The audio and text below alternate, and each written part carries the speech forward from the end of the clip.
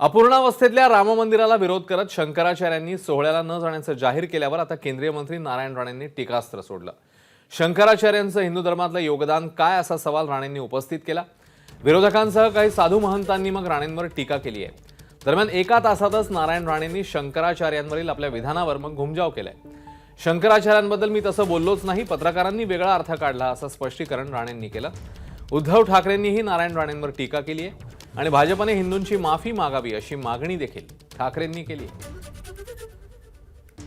या मंदिराला शंकराचार्यांनी होणाऱ्या मंदिराला शुभेच्छा द्याव्यात की त्याच्यावर टीका करावी, म्हणजे त्यांच्या शंकराचार्य आमच्या बीजेपीला मोदी साहेबांना राजकीय दृष्टिकोनातून पाहतायत। हे राजकीय दृष्टिकोनातून मंदिर होत नाही, धार्मिकतेने राम आमचा देव आहे, दैवत आहे। शंकरांच्या म्हणण्याला त्यांचं योगदान त्यांच्या जीवनातलं सांगावं। हे योगदान हिंदू धर्मासाठी दिलं जे रामाने दिलं। त्यावर भाष्य करणार का आपण काही भाष्य केलं का पेपर न्यूजपेपर शोधतात मीडिया आणि असं बोलले म्हणजे असं।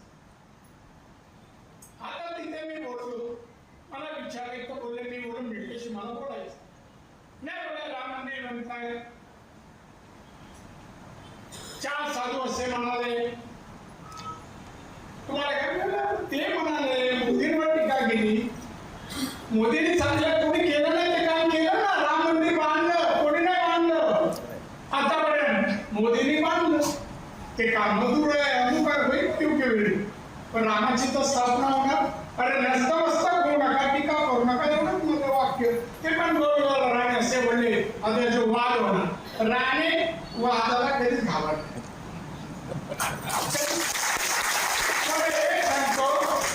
मी 24 वर्ष राजकारणात आहे, मोर दॅन 50 इयर्स, वादातूनच आलोय। शंकराचार्यांचं हिंदुत्वामध्ये योगदान काय? लाज नाही वाटत?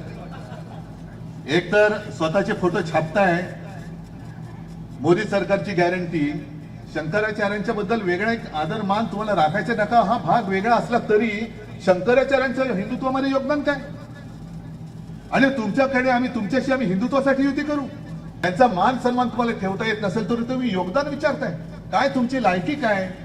पण त्यांचं योगदान विचारताना भाजपने आता पहिले हिंदूंची माफी मागितली पाहिजे। एबीपी माझा, उघडा डोळे बघा नीट।